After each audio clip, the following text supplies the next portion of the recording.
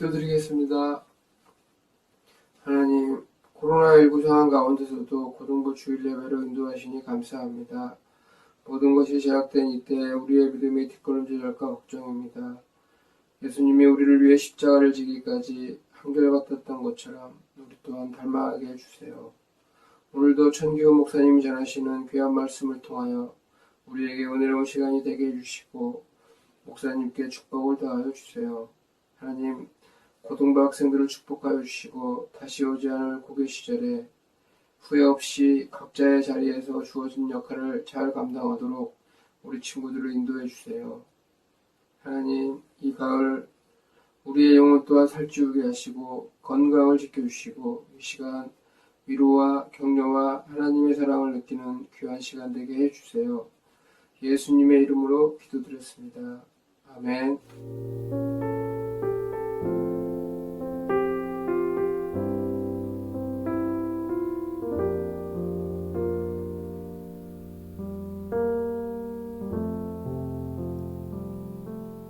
아멘.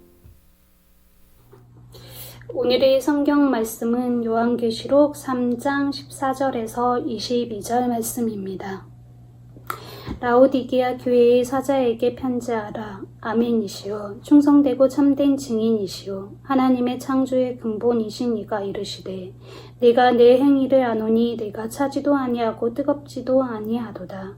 내가 차든지 뜨겁든지 하기를 원하노라. 내가 이같이 미지근하여 뜨겁지도 아니하고 차지도 아니하니 내 입에서 너를 토하여 버리리라. 내가 말하기를 나는 부자요 부요하여 부족한 것이 없다 하나 내 공고한 것과 가련한 것과 가난한 것과 눈먼 것과 벌거벗은 것을 알지 못하는도다. 내가 너를 고나노니 내게서 불로 연단한 금을 사서 부요하게 하고 흰옷을 사서 입어 벌거벗은 수치를 보이지 않게 하고 안약을 사서 눈에 발라 보게 하라. 물은 내가 사랑하는 자를 책망하여 징계하노니 그러므로 내가 열심을 내라 회개하라. 볼지어다 내가 문 밖에 서서 두드리니 누구든지 내 음성을 듣고 문을 열면 내가 그에게로 들어가 그와 더불어 먹고 그는 나와 더불어 먹으리라. 이기는 그에게는 내가 내 보좌에 함께 앉게 하여 주기를 내가 이기고 아버지 보좌에 함께 앉은 것과 같이 하리라. 귀 있는 자는 성령이 교회들에게 하시는 말씀을 들을지어다. 아멘. 여러분, 이 세상에는 이 세 가지 종류의 싸움이 있습니다. 첫 번째는 이 가짜 싸움이죠. 게임이나 스포츠, 내기, 운동, 여러 가지 가짜 싸움들이 많이 있습니다. 경쟁이라고 하면서 이렇게 실제 싸움은 아니고 그냥 이렇게 몇 가지 이 간단한 목적을 놓고 서로 경쟁하는 싸움을 통하여서 친목을 도모하고 또 재미와 오락을 대신하는 것입니다. 이런 경쟁들은 가짜 싸움이죠. 이겼을 때 이기는 게 목적이겠지만 크게 결과가 사람의 운명을 바꿔놓는 건 아니죠. 그러나 이 진짜 싸움이 있습니다. 전쟁, 또 실제 사람과 사람과의 싸움, 실제 싸움이 벌어지면 어떤 일이 벌어집니까? 반드시 이겨야만 합니다. 이기는 자는 모든 영광과 또 승리를 맛보게 되지만 패배자는 그 굴욕과 그 패배의 아픔, 쓰쓴 그 결과를 실제 삶으로 겪어야만 합니다. 그래서 진짜 싸움으로 갈수록 이 싸움이 치열해집니다. 월드컵 경기에서도 이 예선에서는 그냥 반칙이 별로 없습니다. 그러나 이 본선 또 토너먼트로 가서 이제 결승에 가까워질수록 이 파울이 점점 늘어나죠. 페어플레이를 지향을 한다고 하지만 그 살짝 반칙을 통해서 승리를 얻었을 때 오는 그 승리의 결과가 그 팀의 운명을 너무 크게 뒤흔들어 놓기 때문에 갈수록 점점 더 이 페어플레이가 되지 않습니다. 어떻게 해서든 속여서라도 어떤 심판을 속여서라도 이기려고 하죠. 실제로 월드컵 결승이었나요? 마라도나가 잉글랜드를 상대로 그 아르헨티나가 이렇게 축구를 할 때에 독일이었나요? 마라도나의 신의손 사건이 있죠. 헤딩으로 골을 넣은 줄 알았는데 잘 보면 영상을 보면 손으로 주먹으로 때려서 골을 넣지 않습니까? 그런데 어쨌든 월드컵, 그로 인해 월드컵에서 아르헨티나가 우승을 하게 됩니다. 때문에 마라도나를 뭐 페어플레이를 하지 않았다. 뭐 자국민들은 그걸로 욕하는 사람 아무도 없습니다. 월드컵 우승시켰기 때문에 오히려 마라도나가 거의 신이 되어 있죠. 그 나라에서는. 이 싸움의 무게가 커질수록 그 전쟁에서 그 싸움에서 이 속임수와 기만이 판을 치기 시작을 합니다. 사실 마귀가 하나님을 대항하여 이 전쟁을 벌였을 때에 사용하게 된 전략은 속임수입니다. 어떻게든 이기기 위해서 속이는 거죠. 그래서 마귀의 목적이 뭐였습니까? 하나님의 영광을 위하여 피조된 인간을 죄인 되게 만들기 위한 목적 달성을 위해 꺼내든 카드는 속임수였습니다. 그래서 하와에게 조용히 찾아가서 네가 이 선악과를 먹으면 네 눈이 밝아져 하나님과 같이 될 것이다 라고 거짓말을 합니다. 정말로 마귀가 이 하와를 하나님과 같이 될 어떤 특별한 존재로 만들어 주기 위해서 그걸 도와주려고 그와 이렇게 실험을 하다가 실패한 게 아니라 이미 알고 있었어요. 이 선악과를 먹으면 죄를 짓는다는 거, 하나님으로부터 벌을 받게 된다는 거, 죄의 저주에 빠지게 된다는 걸 이미 마귀는 알고 있었고, 인간이 죄를 짓게 만들기 위한 그 목적 달성을 위하여서 이 교묘한 속임수 작전을 펼친 것입니다. 아니나 다를까 하와가 그 속임수에 넘어갔고, 인간 이제 그로부터 말미암은 인류는 다 아담과 하와가 지은 이 죄로 인해서 그 죄의 저주 아래 빠지게 되었습니다. 마귀는 이렇게 이 사람을 속여서 속임수를 써서 자신의 싸움의 승리자가 되고자 하였습니다. 이제 인간은 하나님 앞에 죄인이 되었기 때문에 마귀가 이제 기세가 등등해졌겠죠. 하나님과의 이제 협상 테이블 앞에 당당하게 서서 자, 인간은 이제 죄를 지었으니 인간도 우리와 같이 영원히 지옥불에 떨어질 운명에 처하게 하십시오라고 하는 그런 어떤 협상을 벌일 카드를 갖게 된 것이죠. 그러나 하나님은 자신이 귀하게 만든 이 피조물 인간이 이 죄 가운데 멸망하게 될 것을 원치 않으셨고, 또 마귀가 이러한 속임수로 인간을 속여 죄 가운데 빠뜨릴 것, 이런 마귀의 잔꾀를 이미 꿰뚫어 알고 계셨습니다. 그래서 하나님은 이미 계획이 있으셨어요. 인간을 구원할 계획을 이미 세워 놓으셨습니다. 에베소서 1장의 말씀을 보시겠습니다. 찬송하리로다 하나님 곧 우리 주 예수 그리스도의 아버지께서 그리스도 안에서 하늘에 속한 모든 신령한 복을 우리에게 주시되 곧 창세전에 그리스도 안에서 우리를 택하사 우리로 사랑 안에서 그 앞에 거룩하고 흠이 없게 하시려고 그 기쁘신 뜻대로 우리를 예정하사 예수 그리스도로 말미암아 자기의 아들들이 되게 하셨으니 이는 그가 사랑하시는 자 안에서 우리에게 거저 주시는 바 그의 은혜의 영광을 찬송하게 하려는 것이라. 하나님께서는 죄로 말미암아 죄의 저주 아래 놓일 수밖에 없는 인간의 처지를 이미 아셨고 자기 아들 예수 그리스도를 이 땅에 보내어 십자가에 우리의 죄를 대신 담당하게 하심으로 그 은혜를 우리에게 베푸셔서 그를 믿는 자에게 구원을 주시기로 한 계획을 이미 계획하셨습니다. 하나님은 마귀의 속임수에 패배하시는 분이 아니십니다. 하나님은 마귀의 괴계 속에 그 잔꾀에 속아서 자신의 자녀를 잃어버리시는 어리석은 아버지가 아니셨습니다. 그래서 이미 이긴 싸움을 계획해 놓으신 거죠. 하나님은 속임수를 쓸 필요가 없으셨습니다. 왜냐하면 하나님은 하나님 안에 이미 지혜가 충만하셨고 하나님의 권능이 크셨기 때문에 누구를 속이고 뭐 어떤 잔꾀를 부려서 이길 필요가 없으신 분입니다. 마찬가지로 우리 인간도 이제 이미 하나님께서 승리하신 이 싸움에 동참하게 되었는데 반드시 이겨야 되는 싸움입니다. 우리는 이겨야 됩니다. 그러나 그 이김에서 우리도 마귀처럼 속임수 써서 이길 필요가 없습니다. 왜냐하면 우리는 기도가 있기 때문이죠. 하나님께 구하면 받는 자이기 때문에 잔꾀, 이런 이 마귀의 거짓 전략, 이런 것들이 우리에게 필요한 것이 아니라 우리에게는 하나님의 지혜가 있으면 됩니다. 하나님이 주시는 권능이 있으면 되는 것입니다. 하나님이 주시는 넉넉히 이길 수 있을 법한 합법적이고 하나님의 뜻에 합당한 정직과 진리로 싸우면 반드시 이기게 되어 있는 것이죠. 그래서 우리는 승리자가 될 수밖에 없습니다. 이겨야 됩니다. 반드시 이겨야 됩니다. 우리는 이기면 살고 지면 죽습니다. 이 전쟁이 너무나 중요한 싸움이기 때문에 하나님은 우리가 반드시 이기는 자가 되기를 원하십니다. 그래서 하나님이 우리에게 무엇을 요구합니까? 열정과 뜨거운 그 진실함을 원하시는 것입니다. 진짜 하나님의 사람이 되어지기를 원하십니다. 진짜는 반드시 이기게 되어 있기 때문이죠. 그럼 우리가 이기는 방법, 비결이 무엇입니까? 마귀가 속임수라는 카드를 들고 왔다면 그 속임수 카드를 이기는 유일한 그 대항마, 대적 카드가 딱 하나 있습니다. 진실입니다. 거짓을 이기는 강력한 카드가 하나 있는데 바로 진실입니다.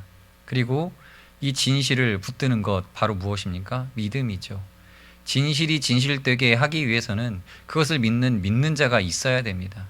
그래서 우리는 그 믿는 자가 되어서 이 거짓과 싸워 승리하는 승리자가 되어져야 합니다. 그래서 하나님께서는 우리 믿는 하나님의 백성들을 진짜 하나님의 백성 되기를 원하셨습니다. 우리가 이 세상에 살아가면서 진짜 하나님의 백성이 되어야 됩니다. 그러기 위해서는 하나님의 연단과 훈련이 필요합니다.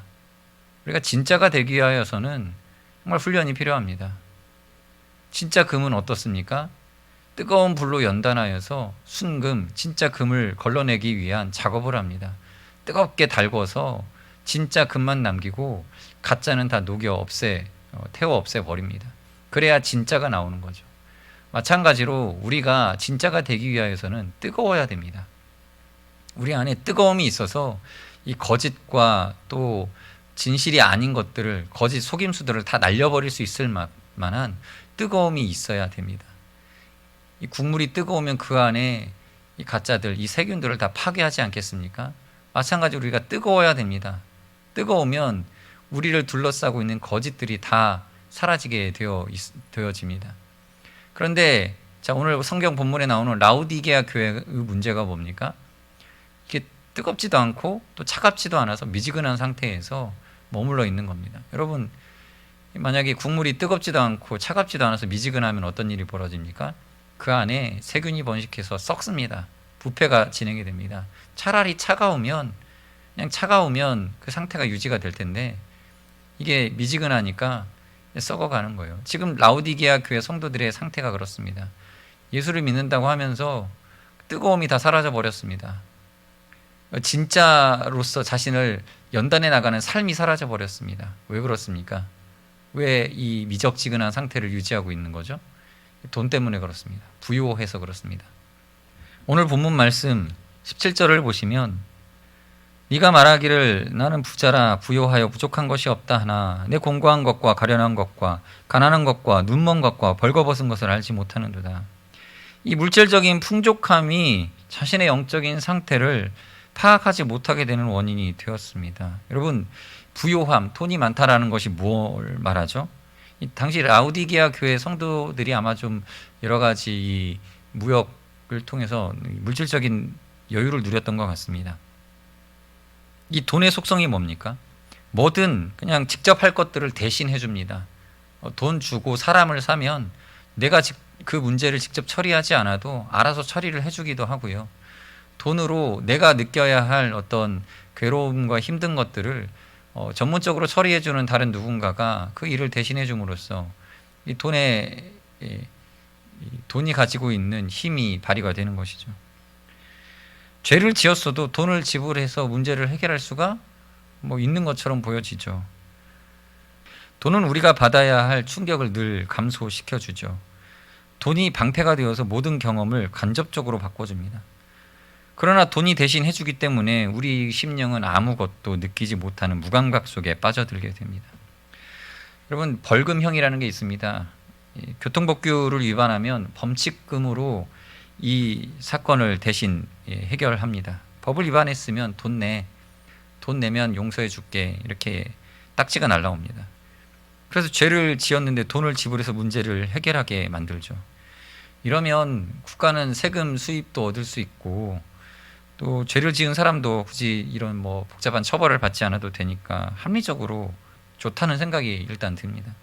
그러나 이로 인해서 사람은 죄에 대하여 점점 무감각하게 되어집니다. 저는 사실 이 벌금형이 없어져야 된다고 생각을 합니다. 사람을 실컷 두들겨 패놓고서도 돈으로 화부를 보는 게 가능하다라는 생각이 드니까 돈 있으면 사람 패도 된다 이러는 공식이 이 암암리에 성립이 되죠. 성범죄도 마찬가지죠. 돈으로 합의 봐서 해결할 수 있다고 생각을 하니까 범죄자들이 돈이 있으면 죄를 짓고 그 돈으로 죄를 덮으려고 합니다. 반대로 또 피해자도 그렇죠. 피해자들 중에서도 이러한 법을 이용해서 합의금을 노리고 고소를 하는 경우들도 많이 있습니다. 그래서 여러분, 국가가 발전하려면 가능한 어떤 죄도 벌금형이나 합의금으로 해결되지 않도록 바꿔가야 됩니다.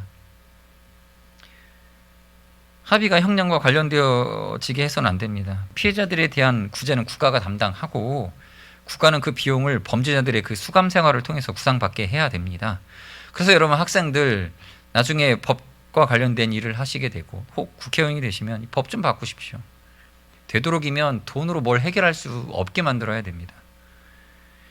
자잘한 교통법규 위반할 때마다 대충 벌금 딱지로 물어낼 수 있다라는 생각을 갖게 하니까 이게 학습이 됩니다. 그러니까 이 부잣집 자제분들께서 스포츠카 타고 밤에 난폭운전 해가지고 여러 사람들 죽이는 것 아닙니까? 음주운전해서 사람 치는 것 아닙니까? 여러분 국가가 발전하려면 이 세금 거두려고 하는데 만들어 놓은 이 엉터리 법들을 먼저 없애야 됩니다. 그리고 최대한 그 범법이 가져다주는 고통을 본인이 실제로 실감할 수 있는 형태의 형식으로 형벌이 진행될 수 있게 만들어야 됩니다. 그래서 성경에는 눈에는 눈, 이에는 이라고 가르쳐 줍니다. 이게 가르쳐 주는 게 뭐냐면 이 야만적이라고 생각하면 안 됩니다. 자기가 죄를 지으면 그 죄에 대한 대가를 최대한 그 죄가 가져온 결과를 자신이 짊어지게 만들어야 이 죄에 대한 억지력이 발휘가 되는 것입니다. 그런데 오늘날 눈에는 눈이 아니라 눈에는 돈, 이에는 이가 아니라 이에는 돈 이렇게 가르쳐주고 있는 것 아닙니까? 이게 잘못된 겁니다. 성경적으로 돌아가야 됩니다. 최대한 죄를 지었으면 벌을 받는 범법자가 자신이 그 죄가 만들어낸 결과에 근접한 그런 형벌을 받게 만드는 것이, 그래서 그 죄가 얼마나 무서운 것인 줄을 깨달아 아는 것이 참 법이 만들어가야 할 그 방향성인 것입니다. 그런데 이 돈은 사람을 무감각하게 만들죠. 부자는 그 감각을 다 상실하기 쉽습니다. 온갖 죄악과 나태함으로 자신의 영혼이 다 죽어가고 있음에도 죽어가 있는 자신의 상태를 느끼지 못하게 이 돈이 이 모든 상황들을 해결해 줄 것처럼 사람을 기만합니다. 그러면 아프면 아파야 됩니다. 몸이 병이 들면 통증이 와야, 그래야 자신의 건강에 대한 체크가 그때부터 시작이 되고 치료를 시작할 수 있는 것이죠. 그런데 무서운 질병은 그 통증이 없이 그저 진행이 되는 병이 더 무서운 것입니다. 무증상, 잠복기 이런 것들이 긴 질병일수록 더 무서운 것이죠. 아무 증상도 없이 진행된 암, 나중에 나타난 증상으로 검사를 받아봤더니 벌써 3기, 4기 이렇게 돼버리면 얼마나 무서운 겁니까?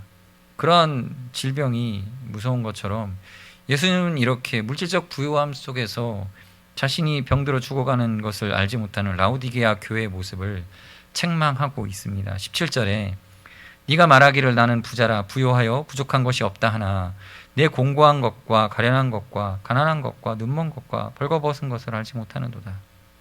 부요한 자가 그 무감각에서 벗어나기 위해 해야 할 일이 무엇입니까? 그 물질로 예수님이 이끄시는 영적인 훈련 프로그램을 사야 됩니다. 훈련을 받아야 됩니다. 영적인 현실을 자기 돈 주고 사야 됩니다. 18절에 내가 너를 권하노니 내게서 불로 연단한 금을 사서 부요하게 하고 흰옷을 사서 입어 벌거벗은 수치를 보이지 않게 하고 안약을 사서 눈에 발라보게 하라. 지금 이 세 가지 물품을 누구한테 구입해야 된다고요? 내게서, 그러니까 예수님에게서 금을 사야 됩니다. 불로 연다는 금을 사야 됩니다. 이게 무슨 뜻입니까? 진짜 금을 말하는 것이 아니라 예수님에게서 그 훈련 프로그램을 사야 된다는 거예요. 예수님께 우리의 삶의 물질을 들여서 하나님의 그 대장장이 되신 하나님의 연단함을 우리가 받아야 된다는 것입니다. 어떤 성도들은 교회에 헌금을 많이 하면 그 헌금한 것이 자신의 헌신을 대신한다라고 착각을 합니다. 그러니까 하나님 내가 헌금 많이 했으면 됐죠. 뭐 시간 내서 또 교회에서 훈련해야 되고 헌신해야 됩니까? 뭐 봉사해야 됩니까? 헌금만 많이 하면 됐지. 이렇게 생각하는 것은 착각이죠. 그게 아닙니다. 헌금은 원래 물질의 주인이신 하나님께 드려야 되는 것이고, 그 헌금을 하나님께 드렸다면 하나님께서는 하나님의 수고로우심으로 우리의 삶을 연단하시는 은혜를 베푸시게 될 것입니다. 지금 많은 사역자들과 선교사님들이 그렇게 살고 있죠. 가진 학벌과 사회적 지위들을 하나님 앞에 다 드렸습니다. 누려야 할 물질적인 부요함도 다 하나님께 드렸습니다. 이것을 보통 기독교적인 용어로 내려놓는다라고 표현합니다. 내려놓았습니다. 그러면 하나님이 또 다른 물질로 되갚아 주시느냐? 그게 아니라 그 삶에 하나님이 연단의 은혜를 허락하시죠. 내려놓으면 하나님이 연단하시는 그 시련 속으로 사람을 이끌어 가십니다. 그래서 예수 그리스도의 그 영적인 훈련을 통하여서 이 물질로 되돌려받는 게 아니라 금보다 더 귀한 훈련된 단련된 영혼, 그 심령으로 우리가 돌려받는 것입니다. 성경에 나오는 바나바가 그 한 예죠. 이 바나바는 이렇게 성경에서 기록하고 있습니다. 구브로에서 난 레위족 사람이 있으니 이름은 요셉이라 사도들이 일컬어 바나바라 하니 그가 밭이 있음에 팔아 그 값을 가지고 사도들의 발 앞에 두니라. 바나바는 부유한 사람이었어요. 잘 사는 사람이었고 재산도 있었던 사람입니다. 그러나 자신이 가지고 있는 땅을 다 팔아서 사도들에게 드리고 다 드렸습니다. 그러고 나서 하나님이 다시 물질에 갑절로 갚아주셨다 이런 내용이 나옵니까? 그게 아니라 하나님께서 바나바의 삶을 받으셨습니다. 그리고 바나바는 선교사로 헌신하여 살아갑니다. 그 삶이 하나님의 연단 속에 들어간 것이죠. 하나님의 선교사로서의 삶으로 그를 이끌어 가신 것입니다. 그리고 후에 보시면 사역 중간에 사도 바울을 만나게 되고 바울과 함께 대표적인 성경에 나오는 선교사의 양대 산맥을 이루죠. 그리고 각자 자신의 길로서 선교의 한 획을 그은 인물로 살아가게 됩니다. 오늘날 많은 사역 지망생들 또 선교사를 꿈꾸는 청년들이 꼭 잊지 말아야 할 바로 사실이 이것이죠. 우리가 물질을 하나님께 다 드리고 우리의 인생을 바치면 돌려받는 것은 또 다른 물질이 아닙니다. 또 다른 명예가 아닙니다. 또 다른 어떤 세상의 권세가 아니라 하나님께서 우리의 인생을 연단하셔서 진짜 되게 하신, 참 승리자 되게 하시는 그 승리자로서의 진짜 됨의 훈련을 우리에게 허락하시는 은혜인 것입니다. 어차피 썩어 없어질 물질을 하나님께 우리는 헌신하여 드립니다. 그때 하나님께서 우리에게 동일한 썩어질 물질을 몇 배로 갚아주시면 기쁘긴 하겠죠. 그러나 그게 영원한 것은 아닐 것입니다. 하나님께서는 우리가 썩어질 물질을 하나님께 드리면 하나님 기쁘게 받으시고 우리에게는 썩지 아니할 영원한 것으로 돌려주실 것입니다. 우리는 그것을 기대해야 됩니다. 베드로전서 1장 7절에 너희 믿음의 확실함은 불로 연단하여도 없어질 금보다 더 귀하여 예수 그리스도께서 나타나실 때에 칭찬과 영광과 존귀를 얻게 할 것이니라. 여러분, 불로 금을 연단하면 금에서 불순물이 사라져서 순금이 됩니다. 그러나 그 순금도 계속 불로 지지면 다 날라가 없어져 버립니다. 그러나 우리는 어떻습니까? 그럴 없어질 금보다 귀하여 예수 그리스도께서 나타나실 때에 칭찬과 영광과 존귀를 얻게 하실 그러한 진짜 하나님의 영광이 되어져야 할 신분이 바로 우리 그리고 여러분입니다. 하나님의 영광은 다른 것이 아니라 바로 여러분입니다. 여러분이 하나님의 영광이 되어지고 여러분이 하나님의 그 자랑이 되어지는 것입니다. 그렇다면 여러분은 무엇이 되어야 되겠습니까? 진짜 하나님의 자녀, 참 진실한 자들이 되어야 되는 것이죠. 그렇게 진실한 자로서 승리자 되어야 됩니다. 절대 지면 안 됩니다. 여러분은 진리이기 때문에 질 수가 없습니다. 또 이겨야 되기 때문에, 그래서 여러분 이 땅 가운데 살아가는 동안에 하나님께서 여러분들의 삶을 계속 시련하고 연단하십니다. 기독교인이 돼서 하나님 잘 믿으면 만사형통하고 승승장구하기를 바라겠지만, 그러나 그것은 우리를 진짜로 만들어주지 못합니다. 우리가 진짜 되게 하시기 위하여 하나님 우리의 삶에 시련을 주시고 연단하십니다. 왜 그렇게 연단하십니까? 앞서 말씀드린 것처럼 진짜 싸움에서 승리자가 되어야 되기 때문입니다. 악한 마귀의 거짓 속임수와 싸워 이기는 자가 되게 하시기 위하여 우리를 진실된 하나님의 일꾼 되게 하시고 진짜 그리스도인 되게 하시기 위하여 연단하고 계시는 것입니다. 이 연단하시는 하나님의 이 대장장이 되신 하나님의 그 땀 흘리시는 수고하심, 우리를 정말 단련하시기 위하여 우리가 연단하는 그 연단된 삶을 살아갈 때 우리는 힘들다 말할 수 있겠지만 우리 하나님은 더더욱 수고하여 땀 흘리고 계시는 것입니다. 미지근해서 썩어가고 있는 상태로 우리를 놔두시지 않으실 겁니다. 지금도 마귀는 여러분을 기만하고 속여 넘어뜨리려고 하고 있습니다. 염려하게 만듭니다. 두려워하게 만듭니다. 걱정하게 만듭니다. 살아계신 하나님이 옆에 계시지만 그 하나님이 보이지 않게 하기 위하여 마귀가 온갖 속임수로 여러분들을 기만하고 있습니다. 여러분, 염려에서 승리해 본 적 있으십니까? 우리가 착각하는 것 중에 하나가 뭐냐면 우리가 우리 인생 가운데에 힘이 들면 물론 염려가 찾아옵니다. 어려울 때 두려움이 찾아옵니다. 그 두려움과 염려 속에서 우리는 싸우죠. 싸워서 승리하면 염려했던 일들이 사라지고 두려워했던 것들을 극복하게 되어집니다. 그럼 우리는 착각을 하죠. 염려 덕분에 다가올 위기를 극복했구나. 두려움이 나를 이끌어서 승리자가 되었구나 라고 착각을 합니다. 다들 그렇게 생각할 겁니다. 내가 걱정하고 두려워하는 그 두려움이 나에게 열심을 줬다. 내가 이기게 했다라고 착각을 합니다. 그러나 그렇습니까? 결코 아닙니다, 여러분. 옆에 있다고 해서 여러분 다 친구가 아닙니다.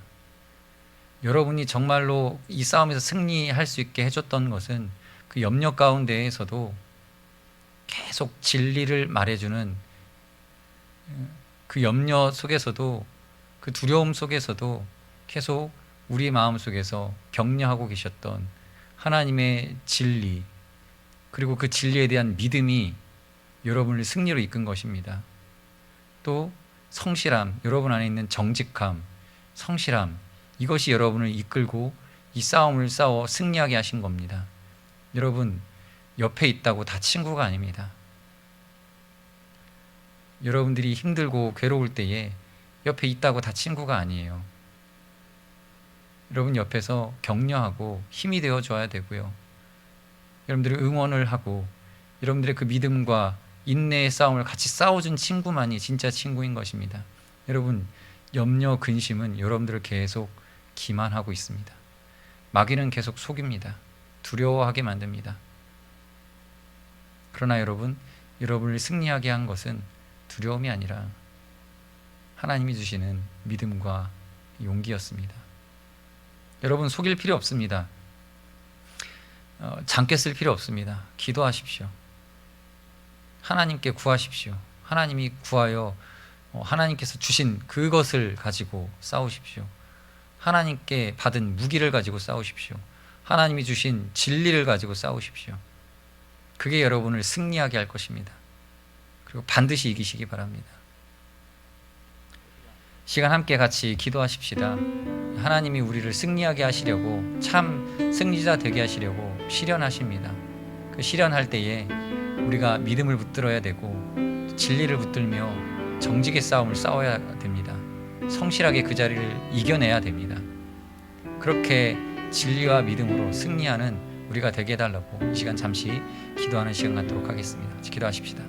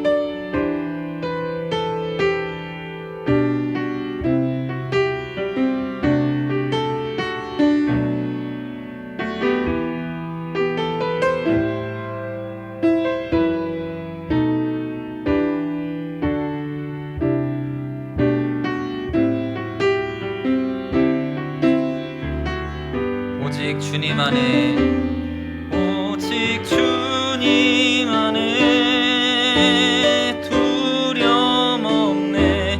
고난을 통해 날 만드심을 믿네. 주님만이 내 모든 것 되시네.